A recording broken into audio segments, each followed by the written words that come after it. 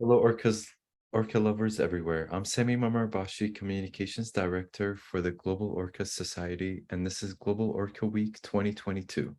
Today, I'm here with Steve Byrne, our founder, and we are talking with Howard Garrett, founder of Orca Network, Orca Month event, and decade-long advocate for Lolita's freedom. Welcome, Howard. Thanks for having a chat with us today. Thank you, Sammy. I'm very happy to be here. So Howard, you want to tell us a little bit about the background here on Lolita, on Toki? Well, okay. It goes back 27 years, which was 1995. And it was really kind of in the aftermath of the Keiko project. So it was applying what was learned about the biology and the prospects for a captive orca to go back into the ocean that we learned from the Keiko project. There's sort of an unknown component of the Keiko project, which was that Ken Balcom, the director of the Center for Whale Research, Sure, Ken, yeah. was originally given the rights to Keiko to return him to his ocean home.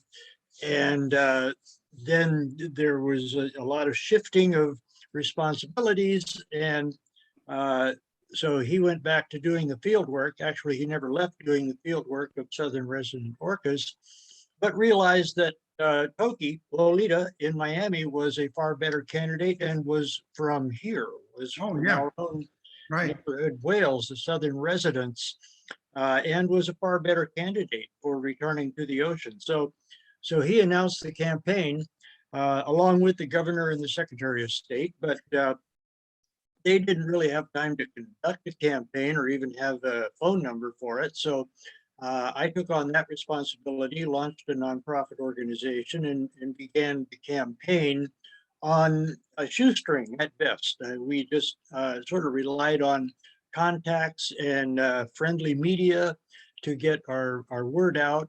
And that is how it went for 27 years. That's a long time. Pretty much. You got the award for persistence, Howard. You just persisted for all that time. With a whole lot of help. I mean, you know, when you hear her story, you can't help but sympathize and empathize and want to help, want to get her out of there and back home. It's just obvious that's what has to happen. So a lot of people jumped in. And it was fantastic. I mean, I was there for 2 years, 1997 to 99. But trying to, drum up support. We had some demonstrations, got, a lot of media, a lot of attention, but then I had to come back here to Washington. But others took over down there and started to lead weekly demonstrations and keep it fresh, keep it up in people's attention. And that has spread. I mean, the ripples have gone out and grown around the world over the years and over the decades. And I think she is probably as well known as Keiko ever was now, maybe better. And people, again, once you hear her story and know where she came from, it's just plainly obvious she has to get back to where she came from. And so people get it immediately once they hear that. So it has grown tremendously. But what happened less than a year ago changed everything, or what began to happen. It's still happening, but it began in August of last year when it was announced that a new company was buying the Seaquarium, so taking over responsibility. That was good news. We didn't know anything about this new company. They have dolphinariums all over Mexico and some in South America, some in the US. But they're local compared to the previous owners, which was actually a holding company, an investment firm based in Sweden. So, how do you reason with them? They were not really in communication. So we had someone at least we could talk to, and someone who was concerned about their reputation and their public image. So we felt like we had, a chance of communicating with them. And then right after that, in September last year, a USDA inspection report was released Oh, right, yeah. from the previous May, and it was an earthquake. I mean, it was the most devastating, scathing report anyone has ever seen from a marine park. It was detailing that the water quality was terrible and not maintained. The food quality was also not maintained and was terrible. She was getting rotten food.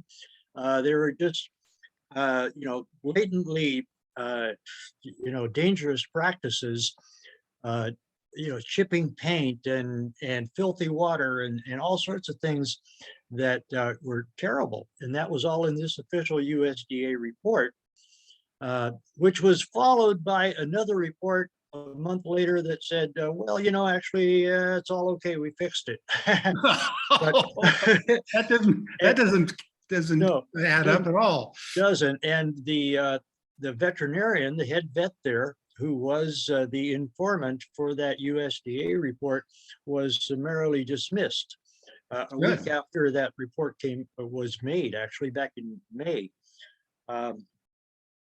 So it was really kind of hard to tell what was going on. The Seaquarium, like SeaWorld and the rest of the whole marine park industry, the closed shop.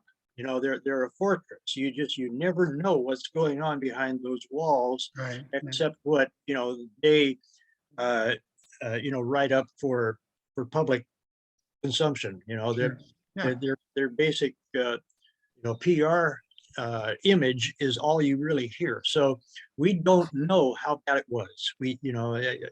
I can assume it was pretty bad. And in fact, then in December of last year, yet another USDA report came out Mhm. that said it's not fixed. This is still terrible. The Truth water comes out, quality, yeah. is really bad. And well, the first report was prompted by the death of 5 dolphins over the course of a year In the Seaquarium? at the Seaquarium. Oh, I didn't know that. That's news to me. Yeah, well, that's why they did the report. That was noticed by someone. They have to send in the reports when a marine mammal dies to NOAA, Right. the National Oceanographic and Atmospheric Administration. And there at the permitting office, they noticed that's abnormal. You shouldn't have that many deaths in a year. So they told the USDA, which has supervision of the parks, the APHIS, the Animal and Plant Health Inspection Service, and they did the inspection. So this December report was triggered by 3 more dolphin deaths.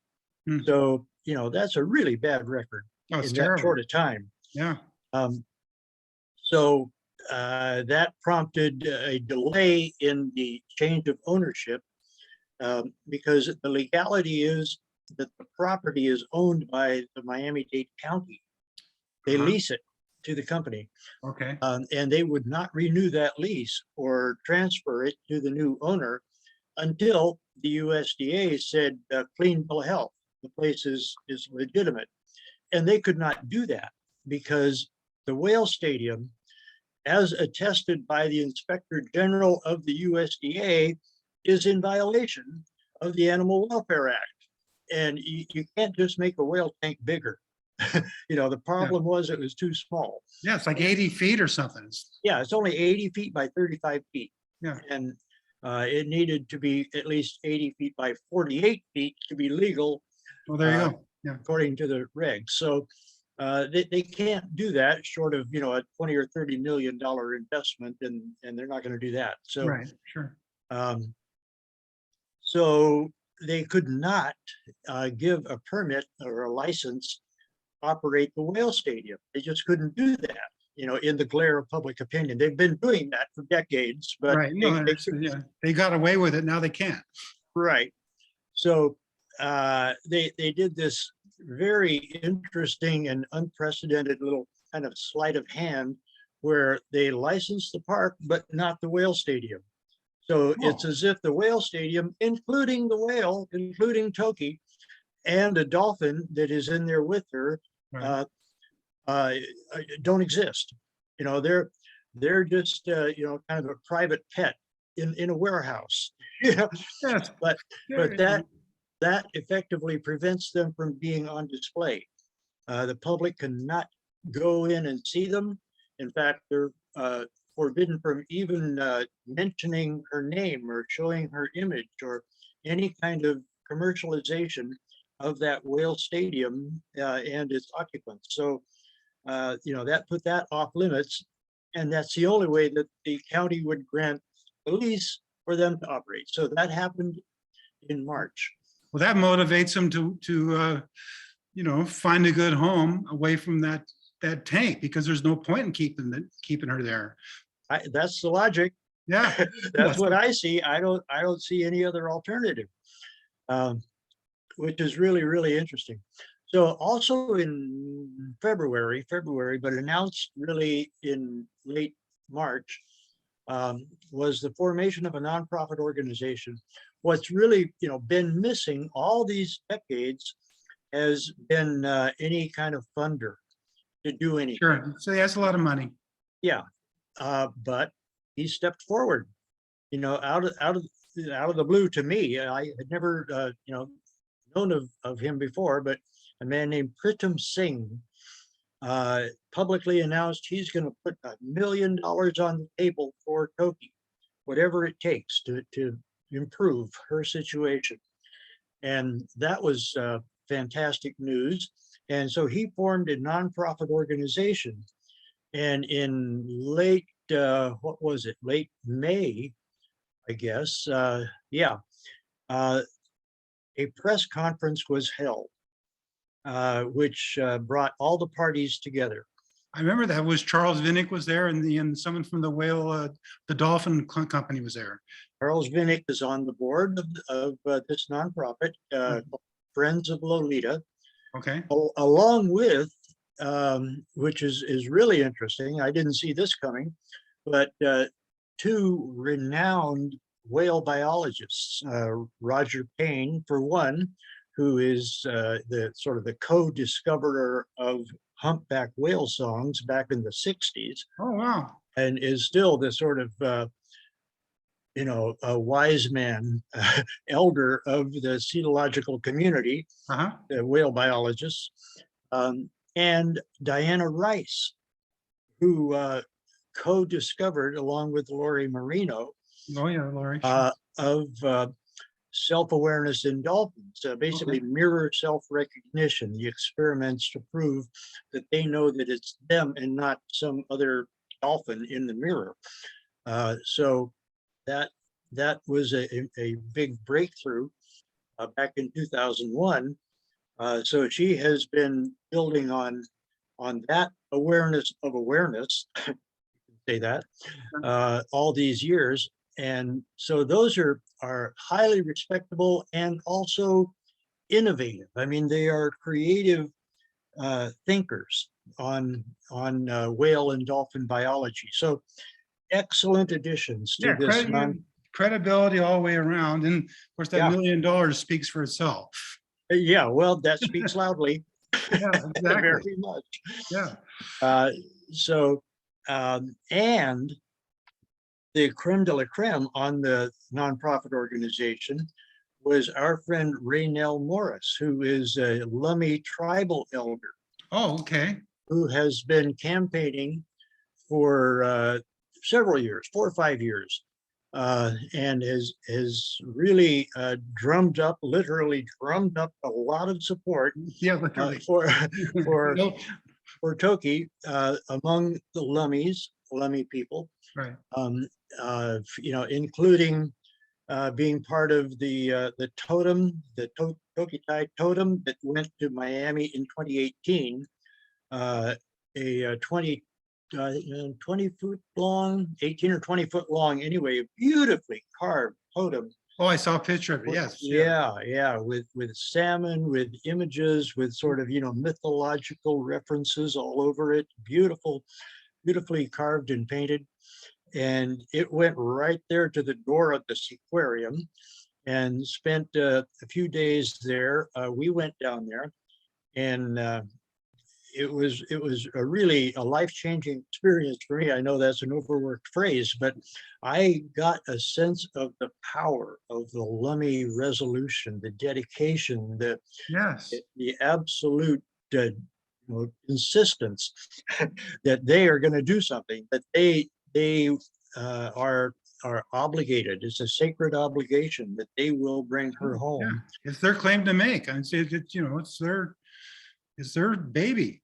It is. It is. I mean, in a way that we can't say, but they have that family connection. They really do, and that's how they consider her as part of their family. Right. And I can see it, from my Western science view.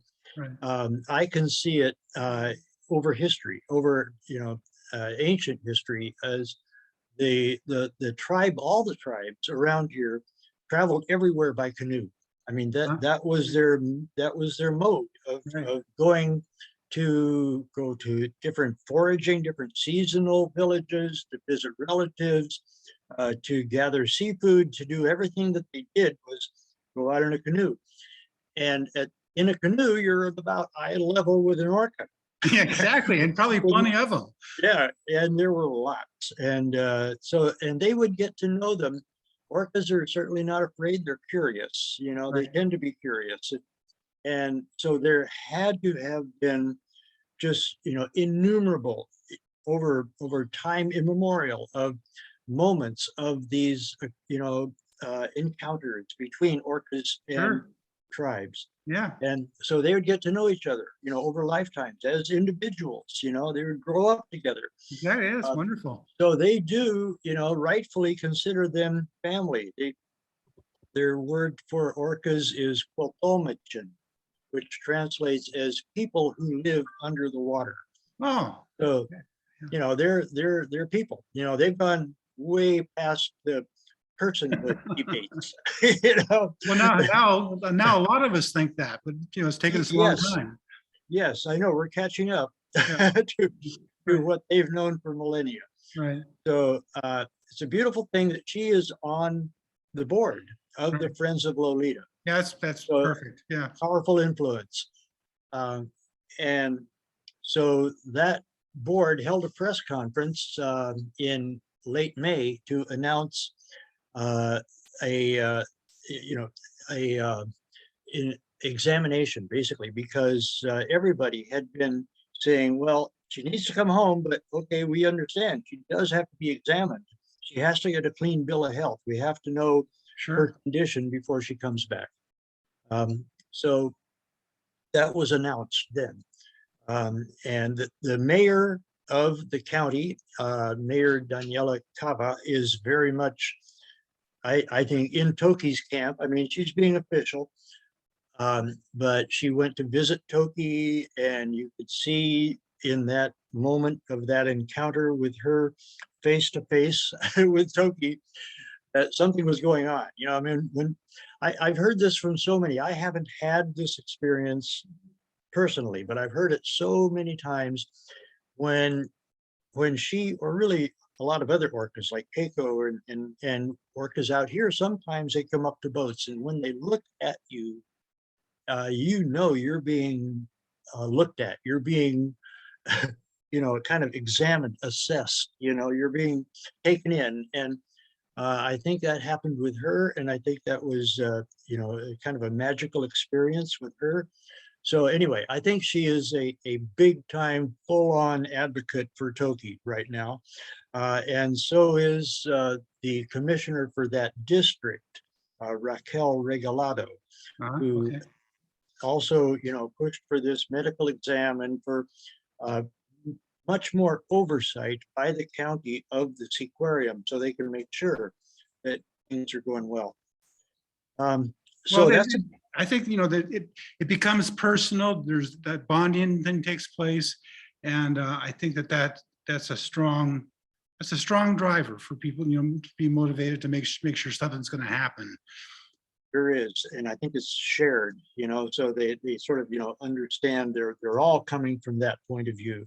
Exactly. So that's a powerful team. It's an amazing team.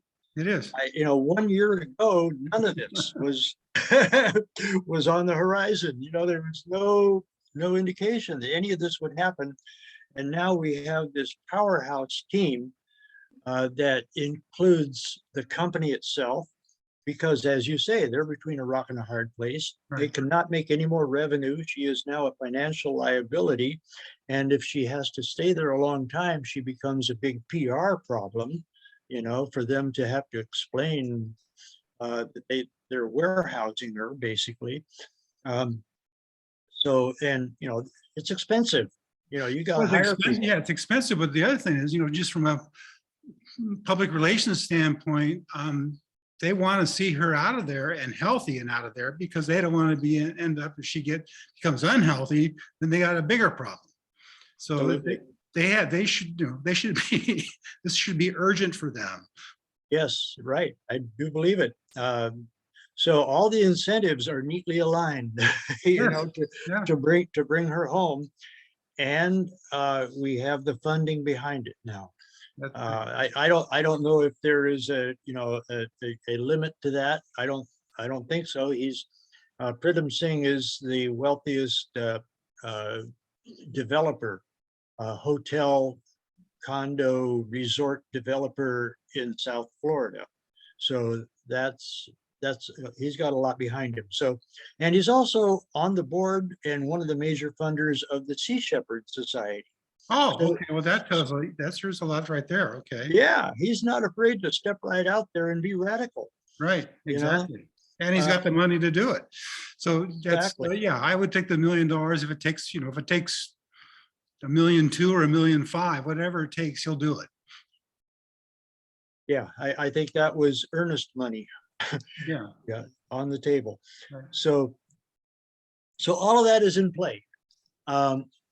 So the first medical examination took place in the middle of May, Right. and what it showed is that she had been sick in the winter from December through March or so. Her blood levels showed that she was fighting an infection. And, in that time, I didn't really, there were indirect reports. You never know really what people's agendas are when there's an anonymous report from one of the staff. That's really Yeah. all we had. Right. But there were some people saying that she looked like she was not feeling well. I don't know what that means. But that was in the winter before the end of March. Mhm. After that, she came out of it.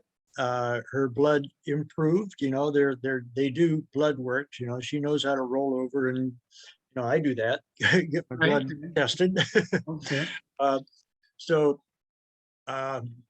she got that done, and it seemed to show it was clearing up. A nice clean line toward it going away. They predicted within a few weeks or a few months. That was in the middle of May. Now, however, we just got a new report. They're doing monthly examinations. Good. So they just completed the June exam, Huh? and it didn't look so good. Really? Yeah, it's just a short, one pager, no numbers, just the narration, but Yeah. it said that she seems to have kind of, gone backwards. Her blood levels, I don't know if that's white blood count or exactly what the parameters are, but that they're not looking so good, and she's going to need some more therapy. And they don't spell out exactly what they're doing. I wouldn't expect them to, but that bottom line is she may have to stay there a little longer to get into good health. Build up strength to travel. That was always a concern. I'm curious though. So the Friends of Lolita, they have this fund, amount of money. Can they use some of that funding to ensure that she gets, say, improvement in the food that she's getting? It could be like the premium food or something that would make her healthy than the past kind of situation she's been in. Well, that is my question exactly. More than just food, though. And I certainly hope so. And I think there is pretty good cooperation with the owner. Right. The CEO is a man named Eduardo Albor, Okay. based in Cancun. Okay.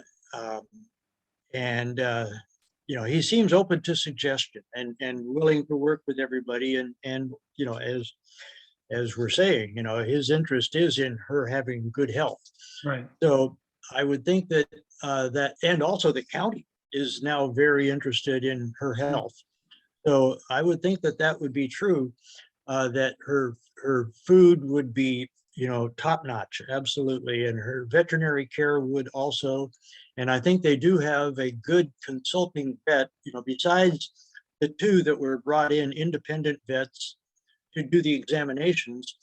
The aquarium has an on-call consulting veterinarian, Tom Reederson, who is retired from SeaWorld, has a multi-decade career taking Excellent. care of orcas. So anyway, he should Yeah. know how to do this. Expert, right. But also, I worry about her emotional needs, Yes, about yes, her need for companionship and stimulation and company and exercise, interactions. She needs to have somebody in there. The dolphin is not a good companion. I mean, that I don't know if there's hostility with this dolphin, but there certainly has been with others. It's a Pacific white-sided dolphin from the Pacific, and they are known to be fairly hostile toward orcas and vice versa. right. Right. Some orcas out here do attack and eat them, so I can see how they're kind of built-in aversion to wanting to hang with an orca. Yeah. So anyway, I think they just avoid each other. So Well, I don't. that's not doing any good. Probably, maybe actually make it worse. I mean, a bottlenose would be nice. It wouldn't be fair to the bottlenose to be in there, but and I don't know if that'd be better or not. Different species of dolphin. It might. I don't know. It might. But apparently that's not in the cards. They No, just got that one in there. So I mean, ideally, I would like to have her have as close to 24/7, human companionship. I mean, yes. she seems to recognize us as non-orca persons. Absolutely. I think, maybe some former trainers. I know there's some of those up in your neck of the woods, and some of those people that know how to, how to be supportive of an orca. They could be down there, like you say, they could be on shifts. So she's never alone, even like a night shift. And I think so. Yeah, I think that would be very beneficial. Yeah. And, just play with her, spray water, throw a ball, and ask her to do things. I mean, she certainly knows hundreds of tricks, by signal. So, Right. I wouldn't call it exploitive as much as it is just sort of working with her, keeping her active, keeping her stimulated and interactive, working with someone. It's not performance for the public. It's something for her. And I think that all that stuff, she knows it. She's used to it. It's part of her habit. I think it would be very beneficial. The worst thing is to isolate her. It's like solitary confinement in prison or something. I mean, she's already in prison. Why should it be solitary?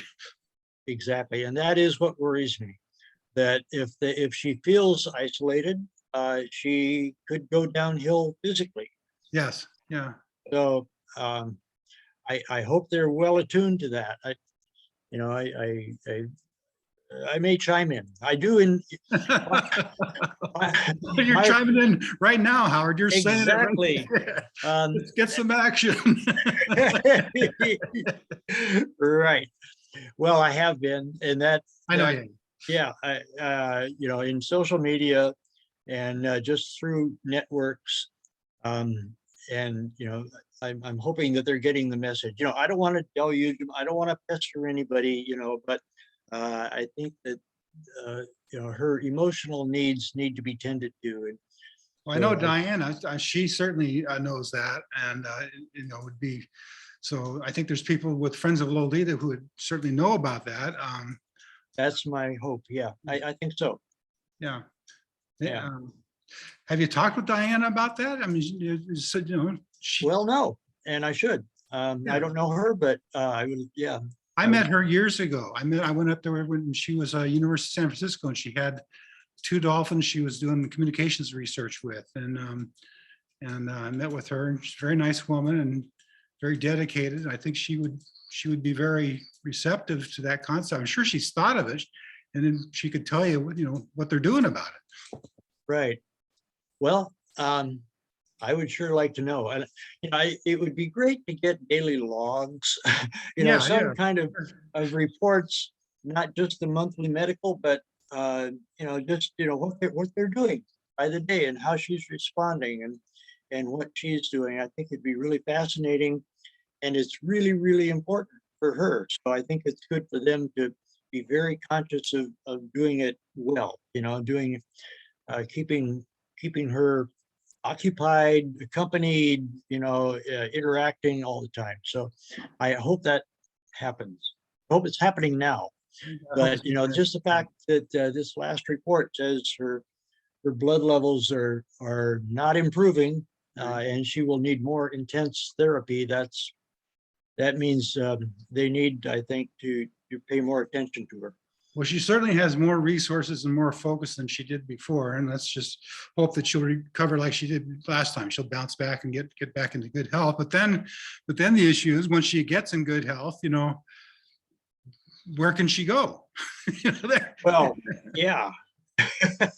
Because there's a whole lot of red tape, and I know you mentioned Lori before and Charles, that they're developing that site in Nova Scotia. That's going to be with beluga whales initially, but eventually they could also take on an orca. But that site's not going to be ready because of government red tape and all that stuff. It won't be ready for, I think, till the end of 2023. I think I read. So it's just a question of, well, like Keiko, wasn't Keiko in Iceland for a short time? Oh yeah. Well, that's where he went. I mean, right. But it did take a lot of political and financial effort to get him there, right. From Mexico City. And it's interesting to think that when he was moved from Mexico to Oregon to this new tank that was built within 4 or 5 months for him, right. that was really huge and had natural seawater pumped in. Yes, that's that he was sick. He was on his deathbed at that time. Right. It was really iffy whether he would make it to Oregon in time before he expired. So it's not like an orca can't travel when they're ill. So it's sort of a matter of judgment. There's so many judgment calls about whether it is safe to move an orca that is sick. My strong belief is that natural seawater, her native habitat, would be so much healthier for her than that tank in Miami. Yeah. Key Biscayne or Biscayne Bay water is not that healthy, no matter how you filter it. And I don't know if it's adequately filtered. I'm sure it's not. I'm sure it's not. It's, how could it be? It's just not natural. So, but then the other side too is the emotional side that, when she's out of that tank and out of those confinements, I mean, she's going to be like, geez, she's going to thrive, I think, just emotionally. And she will have more, people, around her and more attention that way. So I think as much as the physical health, medical health aspect of it, the psychological, emotional side, that part seems like that would take off really quickly if she were to make that change. I do believe it. Yeah, absolutely. And I think she would be, she'd be home again. She'd feel familiar. She'd feel like this is where she came from. I think we underestimate their cognitive capacity, their ability to remember, basically. Oh yeah, I think you don't underestimate it. No, I don't. But I think that general public probably does a little bit. That's just awareness and education. Yeah, right. Yeah. Well, I think she can be sort of a exhibit A, prime example of exactly how much she will remember. Well, and I think but I think Keiko is also a good example of that, a good model for that. I do too. I mean, he actually recovered to the point that he was able to do some of his own fishing which surprised people. He sure did, and Yeah. it was immediate. I mean, as soon as he got not the catching fish like immediately, but um, his response, his Right. overall body language, as soon as he was lowered into the water, he thrived. He took off, he explored, he dove longer than he ever had.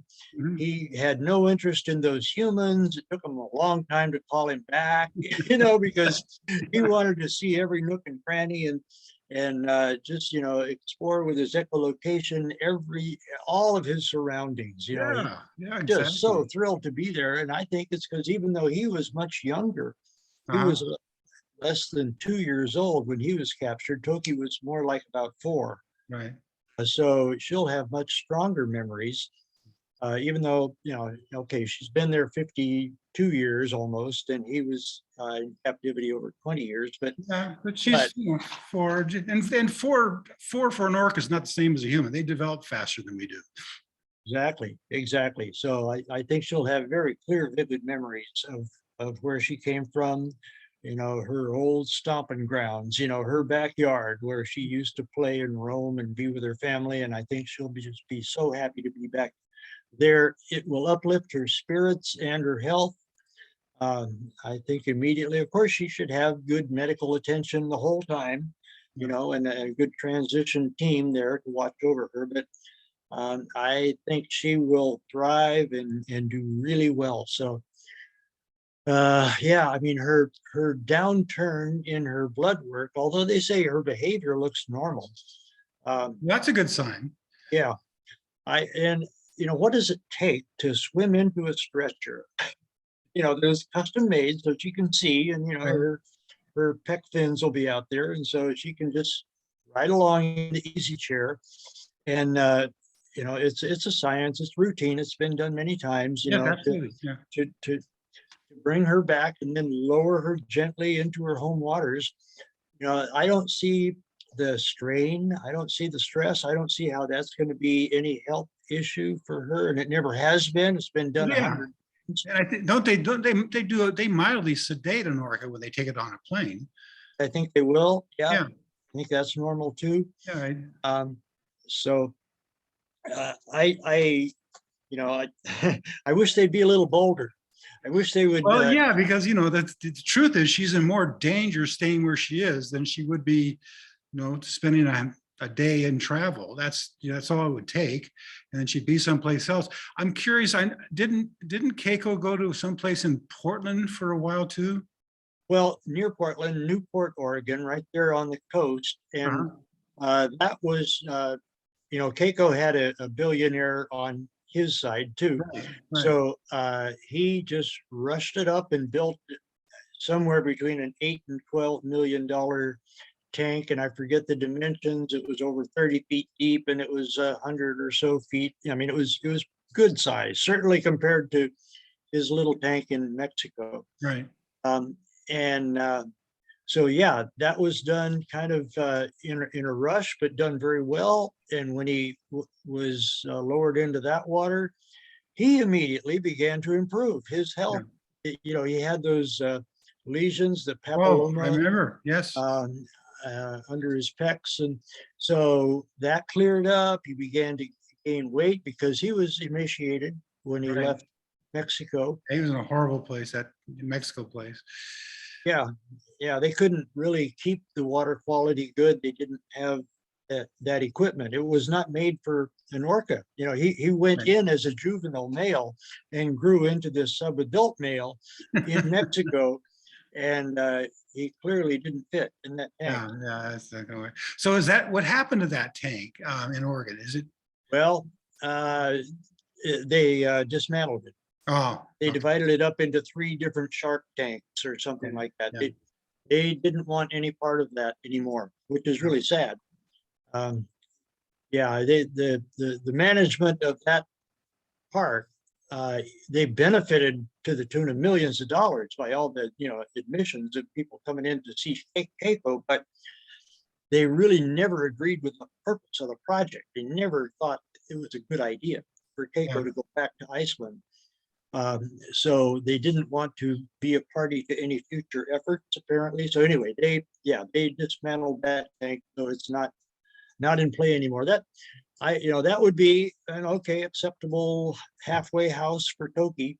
I don't think she needs it, but if that's what they wanted to do, Well, and if it was it'd be better available, than where she is now, right, it would be.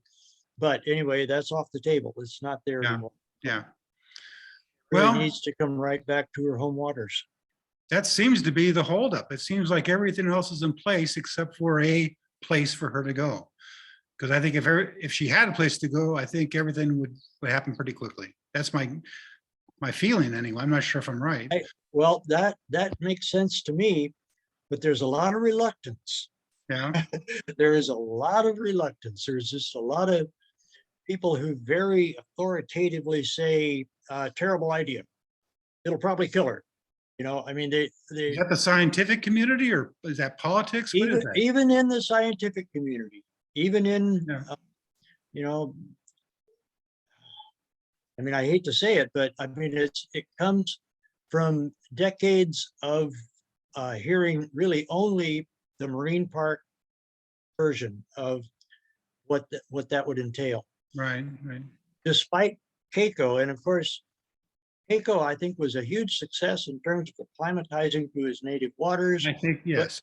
But Yeah. he never reunited and rejoined with any wild orcas. No, and no, then he didn't do that. Yeah, he He didn't do died. that. Yeah. Well, anyway, it's been spun to say that it was a failure. That it was, But yeah, no, I think it was a success. But the thing is, it's not the same story because the plan for Toki is not to release her. The plan is to keep her in a seaside cove as a retirement, rest of her life. well, probably. I mean, that plan could be modified depending on Sure, yeah, sure. how she responds and her health and her body language. No, yeah, But exactly. I think the people, so my understanding is that some of the planning was at some point, if she was in a seaside sanctuary, that eventually she could, she could basically follow a boat and go out away, out of the confines of that sanctuary from time to time. Right. And, get used to that more and more, possibly learn how to fish for herself, but more importantly, possibly connect with another pod, especially L pod where she came from, or J pod, or who knows what pod. But I think, like you say, that's who knows. Give her the opportunity. And but I guess the point is the plan would be take care of her, keep her healthy, good fish, good quality, good everything in a natural environment for the rest of her life. And if she chooses to go off, then it's like Springer. Right. Yeah. But always have that baseline ability to take care of her, either in a pen or at care stations, where she knows where to come if she wants. That's another good option. Or food, or she That's would a always great option, be. Howard. Yeah, I've thought about that. I thought about even now that with the orcas, it'd be great if, because they're so smart, they would know if they had a medical problem, if they were hungry, they should go someplace in the Salish Sea and be able to get all the salmon they want and get medical attention, just like like a person would. I mean, I think that'll happen in the future, but it might be a few decades away. Yeah, you can forage anywhere she wants or go to the store. Yeah, exactly. If she's hungry, right? Yeah. So I mean, that covers all the contingencies, and I think that she would be taken care of one way or another, or take care of herself if she can. Right. But it would all be in phases and gradually, assessed as she goes. Yeah. Yeah. It's just that's kind of the way life is anyway. You got to for everybody. Right. They're all beings, cetacean beings and human beings. Right. Good to have a safety net, but it's good to be out there experimenting and having adventures too. Yeah. Well, it's been fascinating and a great joy to meet you virtually on Zoom here and have this discussion. Really? I think maybe we could wrap this one up and look forward to doing another one in the near term as like you said with Toki's. As things change, we'll have new Zoom meetings and we'll have new discussions about the changes and what's happening, and keep in touch with our global audience. And you said one thing, you said earlier that you have a global audience. I know the Orca Network, I think you have almost 200,000 followers just on Facebook. So you do have a huge audience. And I'm assuming that you get quite a bit of feedback from other, like Europe and Asia and different places like that, people. Oh, yeah. Yeah. Yeah. Yeah, people are writing and messaging, how can they help? And they're holding demonstrations or whatever kind of events or informational events, in all over Europe and, other places. So yeah, that happens a lot, right? So We're global. your advice to those people is probably primarily just stay active and vocal and through social media and demonstrations, for lack of a better term, but just awareness, education awareness, I think sounds like that's your global message. That is right. There is so much that is so little known. And so just, I would ask people to, learn about her family, about their natural history, about her capacity, her incredible, capabilities, and be able to tell people about that. And feel free, it gets very exciting. I think, so you can share that excitement with people and in many different ways. And it all adds up to she needs to come home. Well, yeah, I think that's the great message. And what we're going to do is, as we wrap this up, we're going to, when we post it, we'll put a link to the Orca Network. And the Orca Network has that special group that's just for Lolita, for Toki. Put that up there too as a link. And I have Samuel sign us off, but after he signs off, Howard, if you could stay on, we could have a little longer conversation just between us, separate from the recording. So anyway, great, thank you. Thank you so much for doing this. Thank you, Steve. Thank you, Yeah. Sammy. This has been great. I really appreciate the opportunity. Well, we appreciate it too, and we'll talk soon, and we'll wrap this one up. Thanks a lot. Sounds good. Fred, Sammy, Fred.